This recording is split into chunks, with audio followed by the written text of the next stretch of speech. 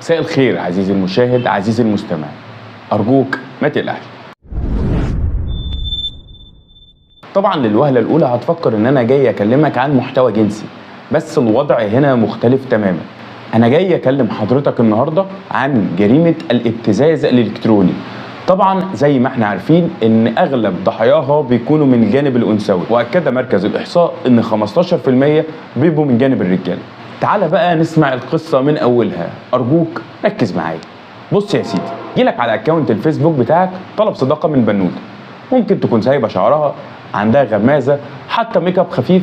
طبعا انت المشاعر اللي جوه حضرتك بدأت تتحرك ناحية البنت دي، وحسيت للوهلة الأولى إن حضرتك قازم الساهر وبتغني لها أغنية حبيبتي حافية القدم. بتبدأوا تتعرفوا على بعض وتتكلموا مع بعض طول اليوم، انت مليت الفراغ بتاعها وهي ملت الفراغ بتاعك. تبدأ البنوتة اللي انت تعرفها